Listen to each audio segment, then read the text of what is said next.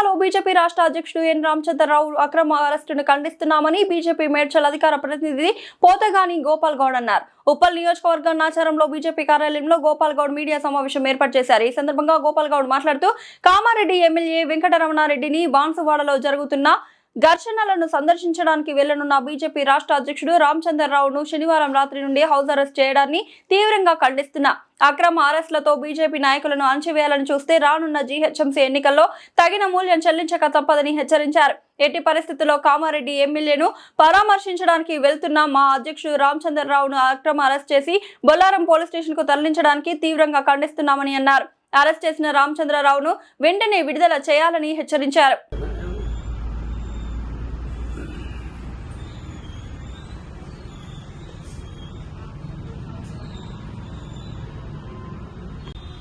నేను మీ పొద్దుగాల Gopal Goud, BJP Medchal urban జిల్లా అధికార ప్రతినిధి.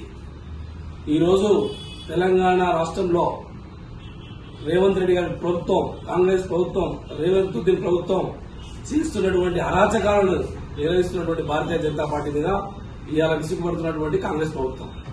ఎందుకంటే నిన్న జరిగినటువంటి సంఘటన కామారెడ్డిలో మా శాసనసభ్యులు వెంకటరమణారెడ్డి గారిపై ఇంటిపై దాడి, బాన్సువాడలో జరుగుతున్నటువంటి దాడిని, ఈ దాడి మీద మా రాష్ట్ర అధ్యక్షులు రామచంద్రరావు గారు ఖండిస్తూ వారి ఇంటికి వెళ్లి వారి పరామర్శించడానికి బయలుదేరుతున్నటువంటి తరుణంలో వారు నిన్న నుంచి కూడా హౌస్ అరెస్ట్ చేయడం దారుణం అని చెప్పి నేను తెలియజేస్తున్నా.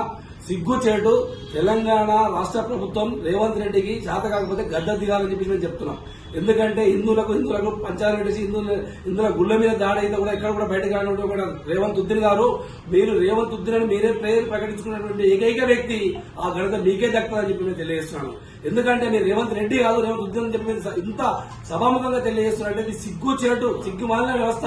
ఒక రాష్ట్ర ముఖ్యమంత్రి అయి ఉండి నా పేరు రేవంత్ రెడ్డి, మీరు మా కాలంలో కూడా రాయాల్సింది నా పేరు రేవంత్ రెడ్డి కాదు, రేవంత్ ఉద్దీన్ అని చెప్పి రాయాల్సింది. ఆ రోజు ముఖ్యమంత్రి కోసం రేసులో ఉన్నప్పుడు మీరు ఎమ్మెల్యే గానీ ఎంపీ గానీ పోటీ చేస్తున్నప్పుడు రేవంత్ రెడ్డి గారిని రాసుకోవాల్సిన అవసరం లేకుండా మీరు రేవంత్ ఉద్దీన్ రాస్తే మీకు ఓటు వేస్తుండేనో ఎవరేకపోతున్నా అప్పుడు తెలుస్తుండదు మీకు. ఎందుకంటే ఇలా మా రాష్ట్ర అధ్యక్షుడిని నిన్నటి నుంచి హౌస్ అరెస్ట్ చేసి ఈ రోజు ఎట్టి పరిస్థితుల్లో నేను వెంకటరమణారెడ్డిని కలుస్తా, బాన్సువాడకి వెళ్తా, నా ప్రజలు నా కోసం వెయిట్ చేస్తున్నారని చెప్పేసి బయలుదేరుతున్న తరుణంలో రాష్ట్ర అధ్యక్షులు వారిని అరెస్ట్ చేయడం ఎంత సిగ్గుచేయడం అనేది నేను తెలియజేస్తున్నాను. వారిని అరెస్ట్ చేస్తున్నారన్న విషయం తెలుసుకొని వారి నివాసం వద్దకు వందలాది మంది కార్యకర్తలు ఒకటి బయలుదేరడం జరిగింది. బయలుదేరినటువంటి కార్యకర్తలు కూడా అక్రమ అరెస్టులు చేసి బొల్లారం తరలిస్తారు. మీరు ఏది ఇలాంటి అరెస్టులతోటి, ఇలాంటి అరాచకాలతోటి భారతీయ జనతా పార్టీ నోరు ఊపియాలంటే ఇక్కడ కూడా మీకు ఎంతవరకు కూడా సాధ్యం కాదు అని చెప్పేసి తెలియజేస్తున్నా.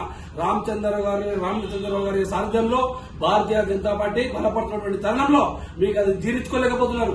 జరిగినటువంటి మున్సిపల్ ఎలక్షన్ లో, జరిగినటువంటి సర్పంచ్ ఎలక్షన్ లో భారతీయ జనతా పార్టీకి వస్తున్నటువంటి ఆదరణ తట్టుకోలేక ఈ రోజు మీరు భారతీయ జనతా పార్టీ మీద ఎలాగో బీఆర్ఎస్ పార్టీ పని అయిపోయింది, ఇప్పుడు ఉన్నదల్లా మనకు భారతీయ జనతా పార్టీ ఒక్కటే అని చెప్పేసి మీరైతే కంకర కట్టుకొని బీజేపీని ఎక్కడెక్కడ అడ్డుకోవాలని చూస్తున్నారు. మీరంతా అడ్డుకున్నట్టయితే అంతకు 4 రెట్లు రామచంద్రరావు గారి ఆధ్వర్యంలో భారతీయ జనతా పార్టీ పుంజుకుంటది. రానున్న రోజుల్లో జీహెచ్ఎంసీలో మీకు సత్తా చూపిస్తున్న రామచంద్రరావు గారి ఆధ్వర్యంలో 300 సీట్లకు 200 సీట్ల దాకా కూడా గెలిచి మీకు మన భారతీయ జనతా పార్టీ సత్తేందో, కాంగ్రెస్ దివాలా కోరతనమేందో, ఇచ్చినటువంటి 6 గ్యారెంటీలు ఏమైనాయి, 420 హామీలు ఇచ్చారు. అబద్దపూర్వకమైన ఇచ్చినటువంటి హామీలను నిలబెట్టుకునేటువంటి కాంగ్రెస్ ప్రభుత్వాన్ని నిలుస్తున్నటువంటి భారతీయ జనతా పార్టీ అరెస్టు చేయడం ఇంతవరకు సంభవం చెప్పి భారతీయ జనతా పార్టీ హెచ్చరిస్తున్నాం. రానున్న రోజుల్లో మీకు మూల్యం చెల్లించుకోక తప్పదు. ఖబర్దార్ రేవంత్ రెడ్డి గారు, రానున్న రోజులు అతి తొందరలో మేము గద్ద దింపే పని భారతీయ జనతా పార్టీ తీసుకుంటుంది, తెలంగాణ ప్రజలు తీసుకుంటారని చెప్పేసి నేను తెలంగాణ హెచ్చరిస్తున్నాం. భారత్ మాతాకి జై.